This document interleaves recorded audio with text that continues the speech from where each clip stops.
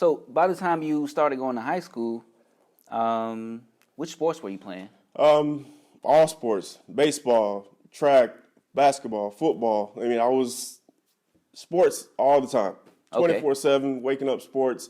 And like I said, that's what my mom, we're a big sports family. You know, everybody in the neighborhood is playing sports. And it was just natural, you know, for everybody because that was the only thing to do there. Right. Play sports. What did you all play in the neighborhood? What kind of neighborhood sports did you play? Hide and go seek. Yeah. Or for most people, or other name for I'm not gonna say it on here, but yeah.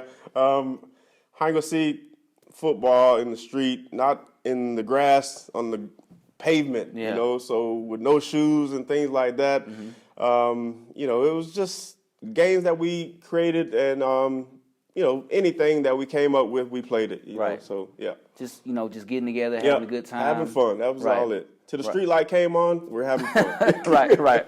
Be home when the street lights are on, right. And you went to Bainbridge High School, Bainbridge Bearcats, right? So was there already a winning tradition at the school when you got there? Not really. We didn't win a state championship since 1985. Okay. But like I said, we always had a good team. They were, I could name hundreds of great athletes from Bainbridge, Georgia, but like I said, they didn't ever have that that father figure or that coach that took them under their arms and showing this is how you get to college because, you know, back during that time, it wasn't really, we had VCR tapes. We didn't have CDs and things like that, you know, to upload your film. But we had a lot of potential, a lot of guys that could have went D1, D2, or even went professional. But I think we didn't have that,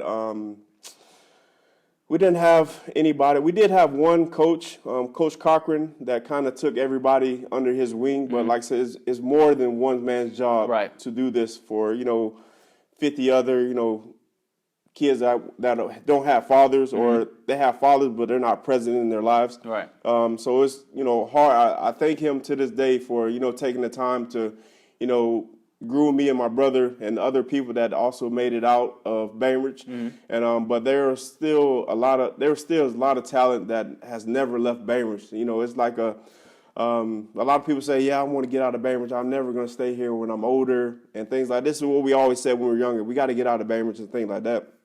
But there are still people there that always said, I got to get out of Bainbridge, but it never happened. You know, the opportunity never came, or you know, test grades were bad. You know. And it wasn't, I don't know, it was just weird. A lot of people paid favorites because, you know, you have some people in the booster club that, you know, mom giving money to the booster my kids should play and things like that. And like I said, we had a big controversy of, you know, who should play quarterback, you know, or things like that. And yeah, I don't want to kind of get into that, but it was bad, you know, because we had a very athletic quarterback, Jermichael Kent, like I said, somebody I always look up to because he never quit.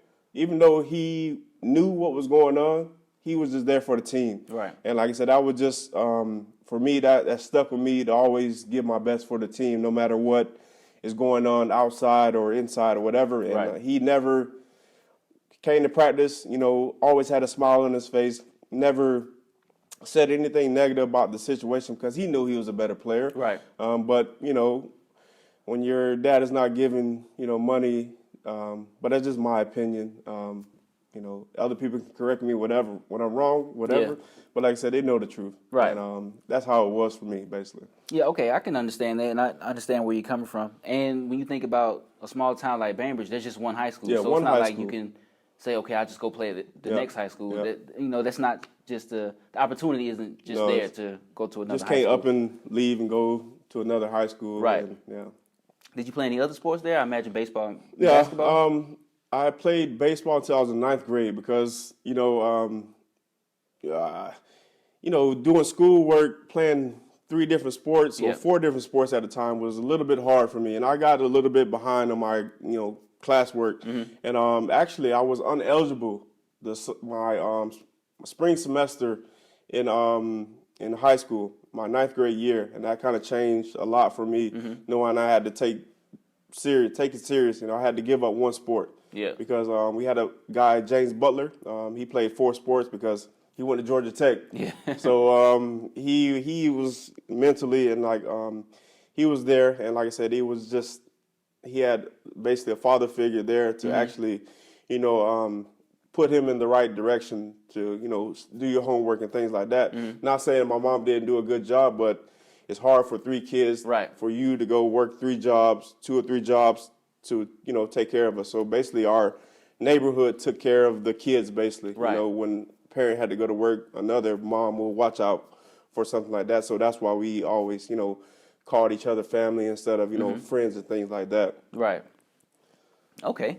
And just to touch back on what happened after Georgia changed their flag. So that was like we said, that was like because we were the same age, also graduated high school the same year. So that was like our junior year, May 2003, when Georgia changed the state flag. And of course, we know the old flag had the Confederate battle flag in it, or the Dixie flag, as some people call it. And I didn't know that. I didn't look into this until before this interview, but I thought that was always the Georgia flag, because it would make sense. Georgia was in the Confederacy, so it would make sense. Okay, that they probably had the Confederate battle flag a part of the Georgia flag, but they didn't change the flag until 1956. And also, well, not also, but the reason was to protest against the Civil Rights Movement. To pretty much send a message, like you're not welcome here, or this is the South, this is our South, and this is how it was, and this is how we're going to continue to run the South. And I'm from Atlanta, and of course it all over Georgia. It was a big deal, but in Atlanta, I don't really remember anything that significant happening. Of course, you had the usuals out there protesting. You're taking away our history, blah blah blah. Like the whole thing with the monuments the last couple of years. But what was it like in Bainbridge? Yeah, the day they were taking it down, we were going to class, and we hear all this, police sirens and things like this, and we see just hundreds of people just protesting outside of school. And like, we really have this problem here. Like, we have our football teammates.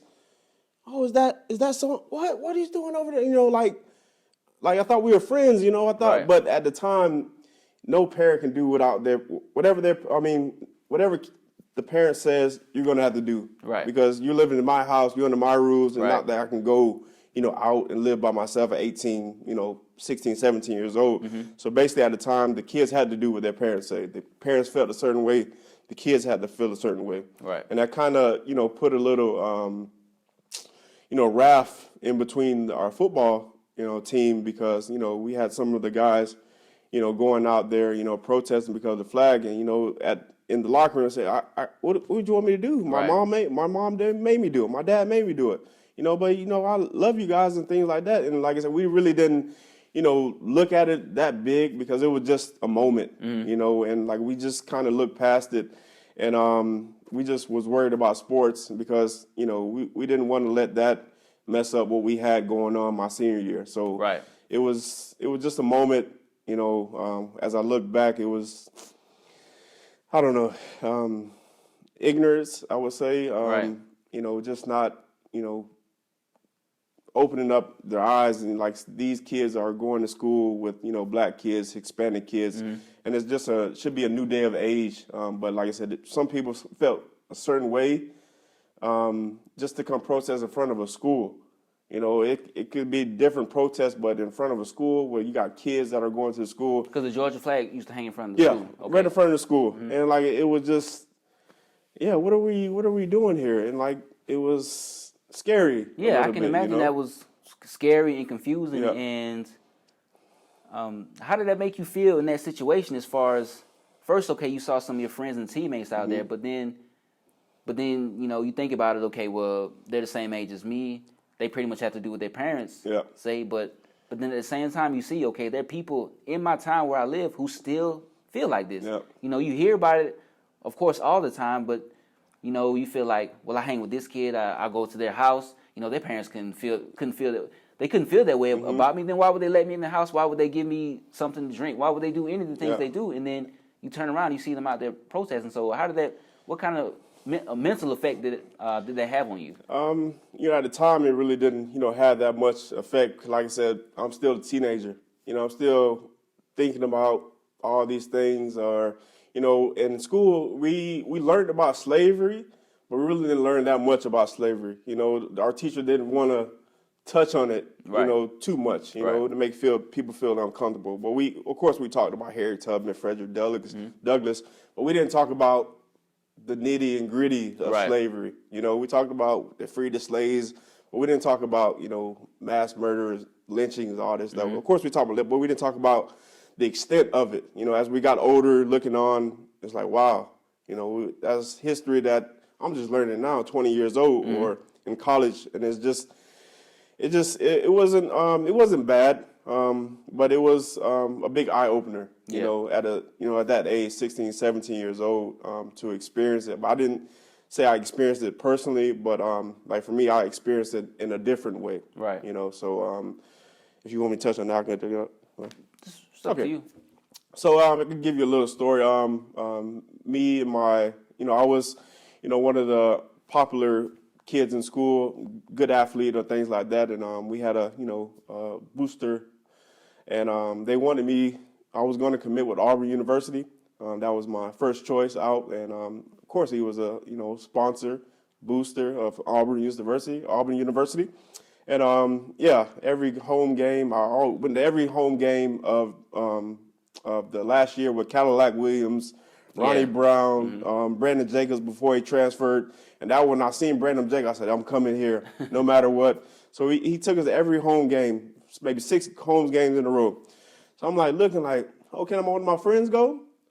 I don't know. We may not have enough room. I was like, you got a Suburban here. It's like a big truck. We got enough room. I don't know. So I kind of seen it now that I was, treated differently from my other peers or other, black peers. And, it was just seeing because that. You were the good one or the good athlete. Or he's going places and things like that.